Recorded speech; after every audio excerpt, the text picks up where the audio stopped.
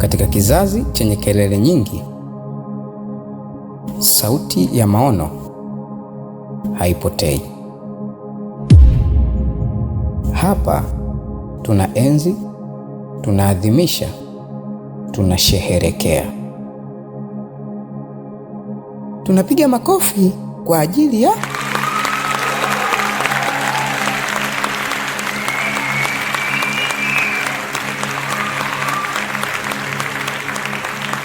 wenye maono husheherekewa.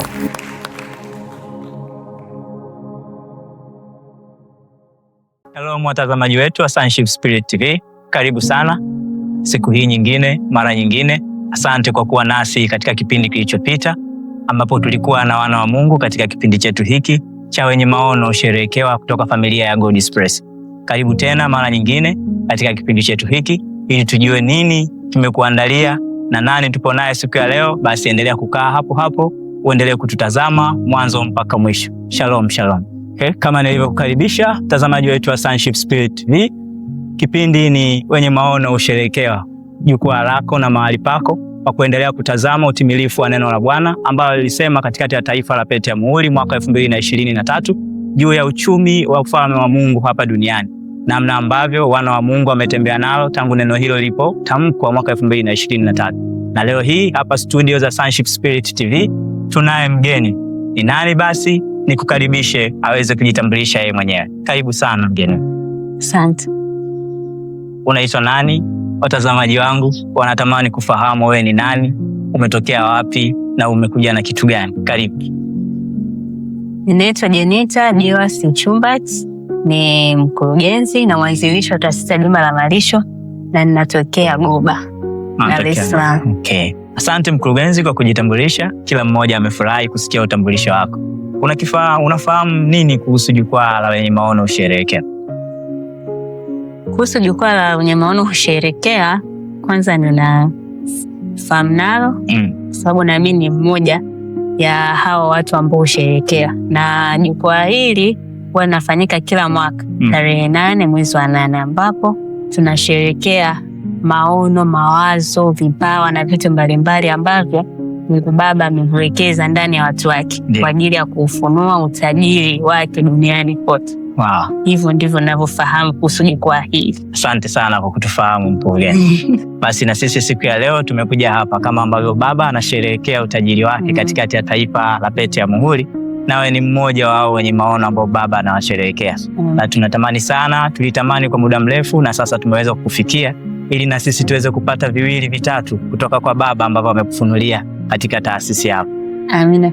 Basi kama ambavyo ametuambia kuhusu jukwaa la wenye maono husherehekewa, jukwaa hili ni kila mwaka ndani ya taifa la pete ya muhuri ambako Mungu Baba anawasherehekea wana na urithi wake juu ya maono ambayo amewekeza ndani yao ya ufalme wa Mungu kuenea duniani kote kwa namna tofauti tofauti. Nawe unaweza ukawa mmoja wapo wenye maono ambao Mungu anataka ufunue utajiri wake hapa duniani.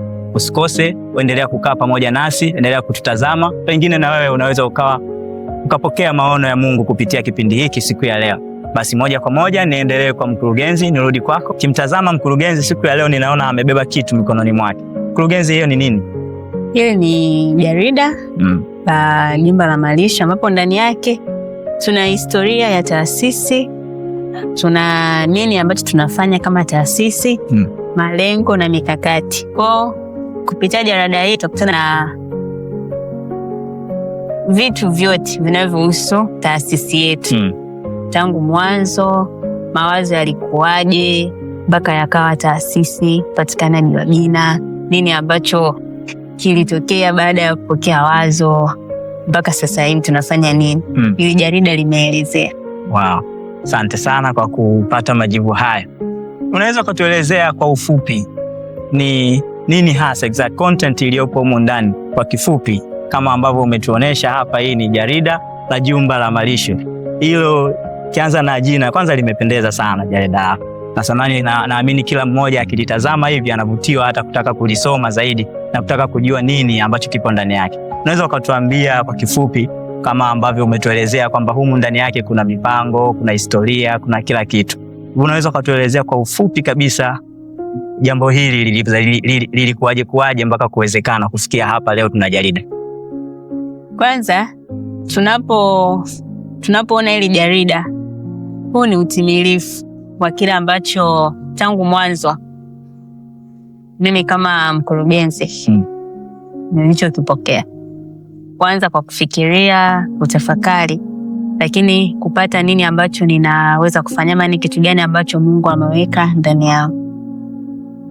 Ita jarida hili sasa kwamba tuweza tukaiweka katika sentensi moja kwamba tunapata maana nzima ya jumba la malisho ni nini. Wow. Yaani humu kuna maana jumba la malisho. Ndio. Sasa ukisikia jumba sasa ni nyumba ama ni nini? Malisho tuweza tukodi kwa wanyama. Lakini tunapozungumzia jumba la malisho maana tunazungumzia kwamba kitu taasisi sisi tunapata nini.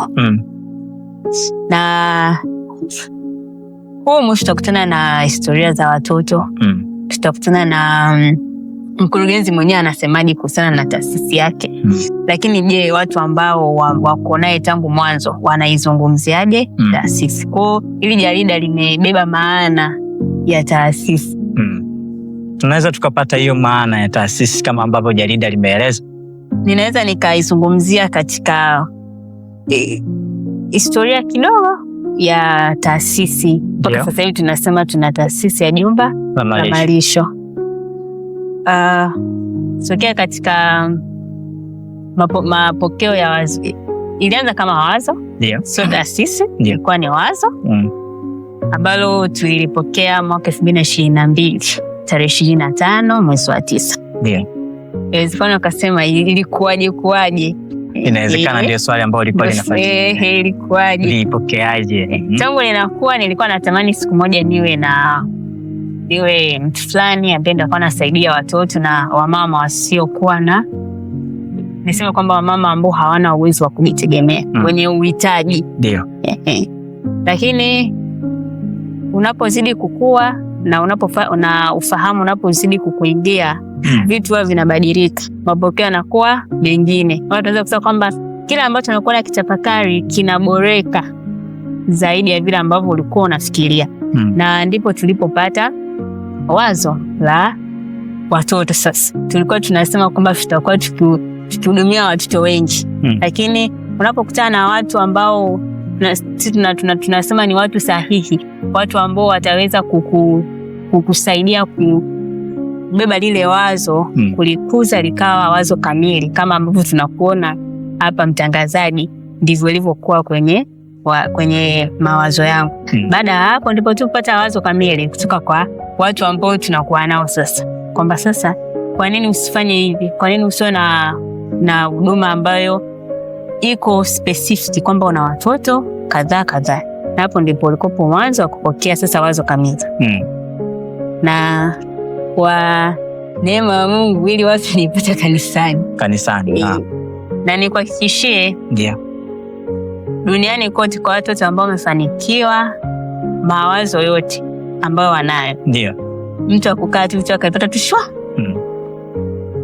Mawazo yote yale ni Mungu ndio mtu wa kwanza ambaye anakupatia wazo. Ndio. Ni vile hatuna huo uwezo wa kutambua kwamba huyu ni Mungu.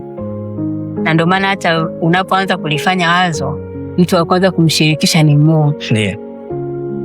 Sasa naomba nikukatishe hapo kwanza, mkurugenzi. Watazamaji wetu wa Sonship Spirit TV, naamini mmeendelea kupata kitu hapo.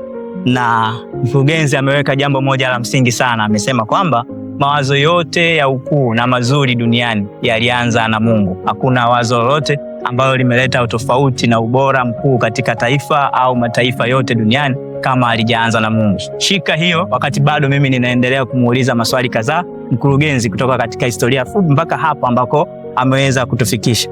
Mkurugenzi, ninaomba nikuulize maswali kabla hujaendelea mbele. Nina swali ambalo ninatamani sana kulisikia. Wakati umeanza kuelezea habari ya historia ya jumba la malisho, ulianza kuelezea tamanio lako ambalo limetokea tangu utotoni. Ambao ulisema hivi, ulikuwa unatamani, kama nimekusikia vizuri, ulitamani kusaidia wamama pamoja na watoto wao ambao wanaishi katika mazingira magumu. Ndio. Hayo mazingira magumu ambao ulikuwa unayazungumzia ni mazingira ya namna gani? Na nini hasa ilikuwa force behind ya wewe kusema mimi nataka niwasaidie hawa watu? Asante mtangazaji. kwanza mimi niliamini mazingira magumu. Ni mtu ambaye ajala hana uwezo wa kupata nguo, yani uwezo wa kuvaa, nitaelezaje hapa, kwa smart kama sisi tulivyo niseme. Yani mtu ambaye akionekana tunasema huyu. Kwa naamini kwamba mtu ambaye hana uwezo wa kujihudumia, huyo ni mtu ambaye ana uhitaji. Kujihudumia kwamba ni utegemei, wewe unajitegemea wewe mwenyewe. Na force behind ni kwamba maisha, mahali ambako nilikuwa naishi kulikuwa kuna jamii ya watu ambao asilimia kubwa mama ndo anayehusika kwa majukumu yote ya familia. Baba yeye hahusiki. Kwa hiyo nikasema hapa nikikua, kwa nini si wasaidia hawa watu? Sababu naamini hata nikikua bado hii picha hawa watu bado sehemu tofauti ambapo nitakwenda itakuwepo. Kwa hiyo nilisema kwamba nikiwa mkubwa nitamani kuwa mwanasheria, nitafanya hivi na hivi. Kwa hiyo hayo ndio alikuwa ni matamanio yangu. Kwa picha hiyo ya kwamba mtu ambaye hajiwezi ni mtu ambaye hawezi kupata chakula, mtu ambaye hawezi mwenyewe kujinunulia nguo, akawa smart, bado uliendelea kukua nayo mpaka kipindi gani ambacho sasa ilikaja ikabadilika? Na ilipobadilika ilibadilikaje? Hii picha nilitembea nayo miaka yote mpaka siku ambayo na lile wazo, yale mawazo yote ambayo nilikuwa nayo na kwa wazo hili moja la jumba la malisho. Bado nilikuwa na mawazo yale. Kwamba hata siku ambayo nimepata sasa ile wazo, bado ufahamu wangu ulikuwa kule. Haukwenda mbali. Ulikuwa humo. Kwa nini kilibadilisha sasa na kilibadilikaje? Kilichobadilika ni ufahamu. Kama mwanzo niliposema kwamba unapokutana na watu sahihi wanakusaidia, kama niseme wanakulebo, nikulebo kushape, wanakutengeneza kwenye ufahamu. Kwa sababu yani kama unataka kubadilisha kitu chochote kile duniani, hakikisha kabla hujabadilisha, badilika wewe.